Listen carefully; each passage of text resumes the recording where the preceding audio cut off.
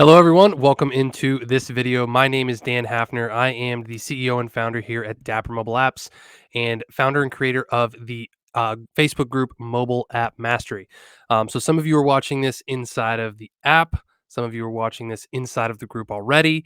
I do want to put a little cool ticker below here. If you are not part of the group and you're watching this in the app, you can join us on Facebook for a ton of free content just like this. And actually, I'm kind of exampling this as we go into part one of this 5-part series of the components of mobile app success. So you can see it right here, facebook.com/mobile app mastery. You can request to join. We'll get you in there for free and get you some really, really cool content. I'll put that back up at the end. So, part one, my friends, we are talking about content, right? The entire point of what we do inside of these content based apps is content, right? But what is the purpose of content, right? It has to be useful. It has to help solve a problem. It has to help someone overcome the doubts and the beliefs that they have about something in a very strategic way, right?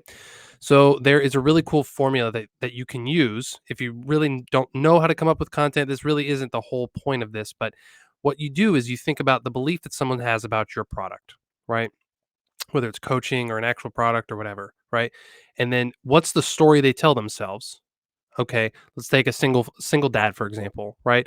I'm a single dad and I don't have time to date. Okay? The belief is that dating as a single dad takes time, right? So a piece of content you can create becomes how to date as a single dad in 60 minutes or less a week, right? Something like that. That's a hook for the right audience. Okay. So the cool thing about this is that there are, as human beings, we all tend to consume content in ways that we prefer. It's not always like if you always do video content, you're going to miss out on a lot of people. If you always do text content like a blog, you're going to miss out on people. If you always do audio content like a podcast, you're going to miss out on people, right? You probably can think of the way that you prefer to consume content. You either gravitate towards blogs like medium.com, you either gravitate towards podcasts on Apple or Google or Anchor or Spotify or whatever, and that's how you consume content. Or you gravitate towards YouTube or even Facebook or TikTok inside of a video based platform. Now, some of us might do a little bit of both, but you probably have your primary way that you consume content. And this is no different with your audience, right? So, the cool thing about this is you can actually create all three types of content video, audio, and text inside of your app and actually play to everyone's preference, right? Inside of the mobile app domination app, you can actually see we have video content like this, which is actually repurposed for the app and for our Facebook group and for our YouTube channel. Okay.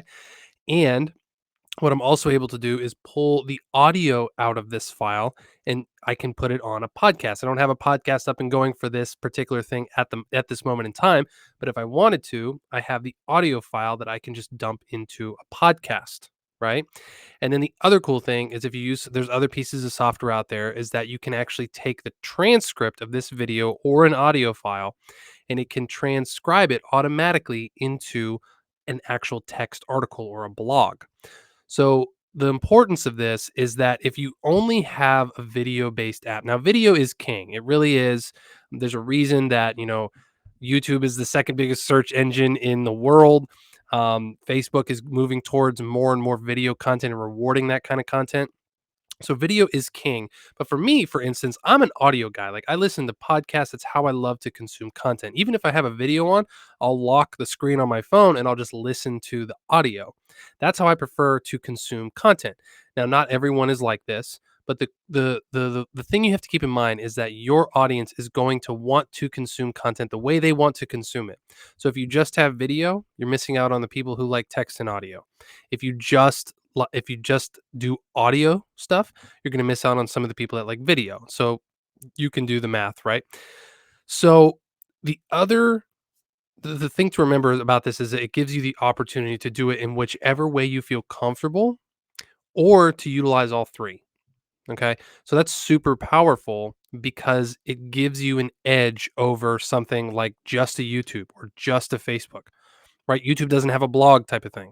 Facebook doesn't have an audio type of thing. You can do all three at once, and that's super powerful.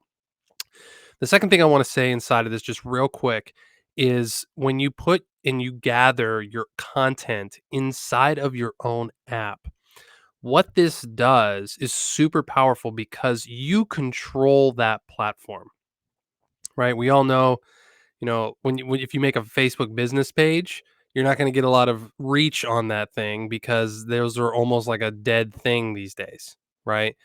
And even Facebook groups, if you guys are watching this in the group, I know that only a percentage of you are actually going to see this content because it depends on how engaging it is. And the algorithm, the big nasty algorithm out there actually prevents some of the people inside of the group that I've built from seeing this, right? Now, inside of your app, that's not the case. You're not fighting an algorithm, which is crazy valuable because as the statistics start to grow up and you start to see and you scale and you get more and more people and more downloads and more users, it'll actually show you how many people have opted in as users, how many people have opted into notifications, how many people have opted into text messages, and 100% when you send out a push notification or a text message or an email that those people should be seeing your content. Now, not everyone is going to see, emails have a certain open rate, text messages have a certain open rate, push notifications have a certain open rate. So it's never going to be 100%, but it's always going to be very, very high compared to a social media channel. And then, when you post things on your wall, you post things in your group, those things get lost in the scroll eventually, right? They just that content has a shelf life. It really, really does. It has a shelf life, whether you do it in a group or your profile or on another group or whatever it might be. There is a shelf life to this stuff on social media. In your own app, it lives there forever and it can be searchable and segmented and organized in such a clean way so people can go through and search. You can put repurpose content in front of people that's relevant again. It just, when it's there in the app that 100% of the people who go into the app are going to see it. You're not fighting an algorithm. There's nothing that's stemming the engagement of it. There's nothing like that. It is your sole platform. And that is super, super powerful. And this is actually something that I've seen work so much well for me inside of my own app rather than doing it in the Facebook group. Now I'm repurposing this video using it in both places, but I know that I'm going to get certain benefits from it in the Facebook group and I'm also going to have it forever inside of my own app. So this is 10 minutes of my life that is actually really well spent and well crafted in a strategic way to actually not only repurpose the content but make sure that I'm creating something that's going to live on as long as I need it to, right? Until I ever want to redo this again or do something different, right? So those are really the two pieces about content inside of your app that are really, really, really important to consider and just something that I think, really gives it an edge over just doing something willy nilly on social media. Right.